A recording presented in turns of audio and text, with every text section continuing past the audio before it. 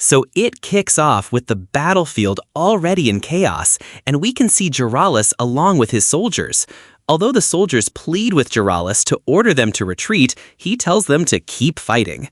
Jaralis is like, if I survive, everything will be fine, which is expected from this guy. Fohl and Atla are in the thick of it. As the fight begins, Fohl and Jaralis both throw punches. Atla, meanwhile, is dodging the champion like she's in a dance-off. Since Fohl is proving difficult to deal with, Jaralis decides to use cheap tactics to gain the upper hand. Atla continues to dodge attacks rather than counter. Thanks to his cheap tactics, Jaralis manages to give Fohl a massive beating. Then Atla goes on the offensive and even makes the champion kneel with a single strike. However, it's still not enough. Despite having the upper hand, Fohl manages to counterattack.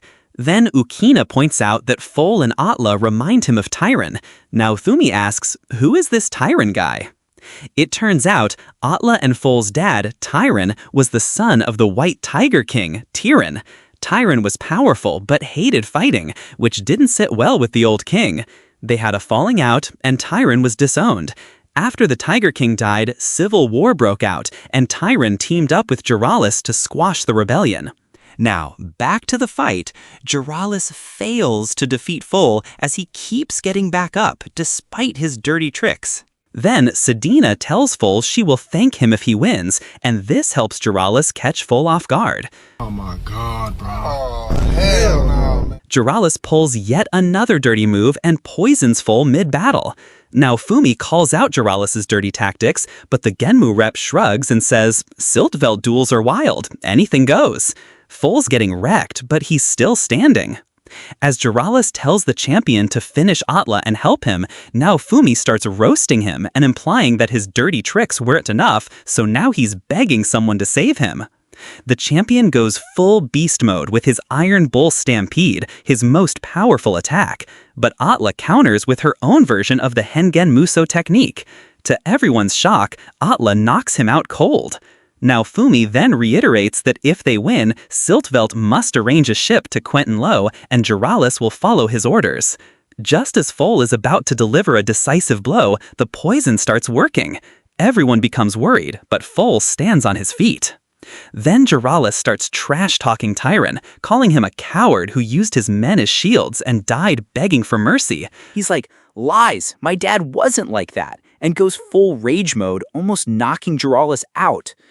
To everyone's surprise, Jaralis finally spills the beans. During the Third Rebellion, Tyron showed up uninvited, messed up Jaralis' plans, and stole the glory. Jaralis never forgave him and saw him as a nuisance. Now, Fohl's not just fighting for victory anymore, he's fighting for his dad's honor.